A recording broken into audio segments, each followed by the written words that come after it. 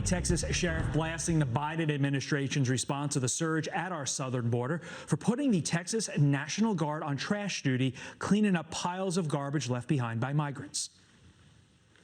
It's incomprehensible that a national security border, our border with a foreign country, is in the shape that it is in now. It's a complete embarrassment, and it's so preventable. Here to react is Texas Congressman Pat Fallon. Thank you for being here, Congressman. We appreciate it. Jillian, thank you for having me this morning. Of course. Okay, so you just heard Sheriff Louder back there saying that this is preventable. So what would you do to stop this from happening? Well, Joe Biden seems more concerned with the consequences from mass unlawful migration and not the root causes.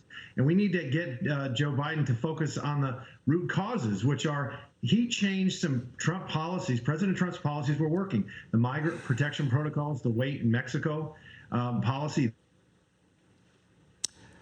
I believe we may just have lost the congressman. We're going to try to get him back. Okay.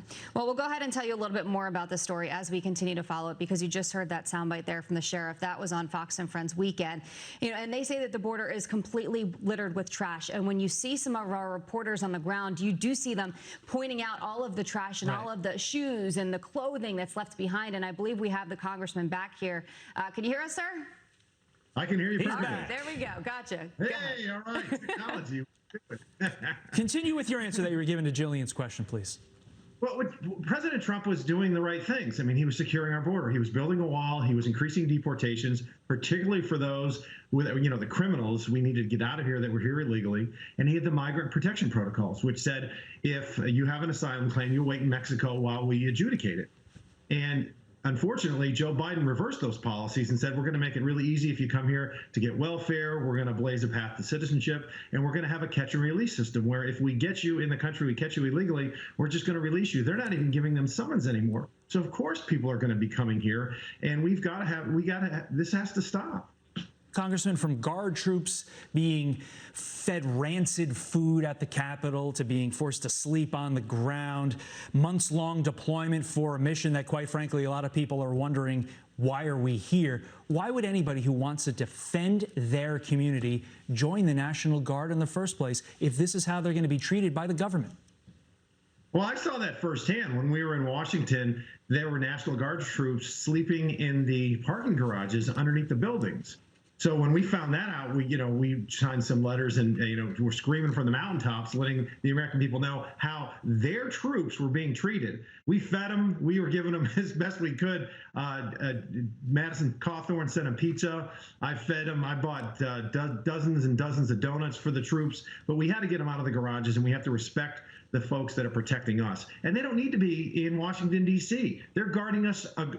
They're guarding us from Milky Way wrappers in the streets. It's ridiculous. It seems like they're also now on trash duty doing Milky Way wrappers down at the border. Why we treat these people so horribly is beyond me.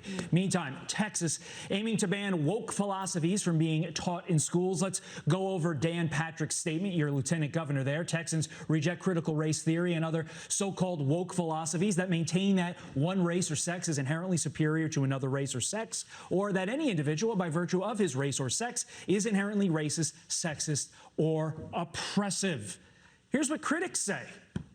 These bills try to ignore or downplay the racism, sexism, and other injustices in our nation's history, but students must be encouraged to fully explore and understand those injustices if Texas is to provide an equitable future for a rapidly diversifying population. Are we about to become a nation divided by states that teach woke and those that don't?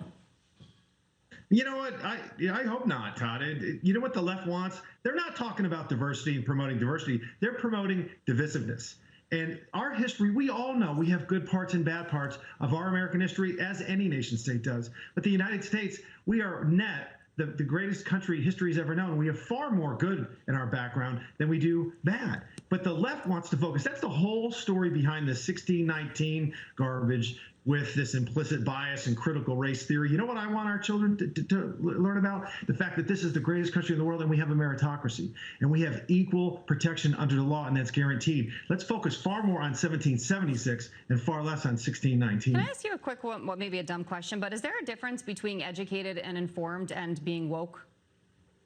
You know what? There's no such thing as a dumb question. And because what this woke garbage, and so pardon my colloquialism here, but crap, is they're trying to teach that one segment of the population has a little more weight and import than another. And that's very dangerous. And it's in the embryonic stages now, and we have to stop it in its tracks right now. We are all equal in the eyes of the Lord, in the eyes of the law, and we have a very diverse country, and that's our strength. E pluribus unum, from many, one. But if we don't work together and truly unite, then China's going to dominate this world, and that'll be a cold and dark day for humanity.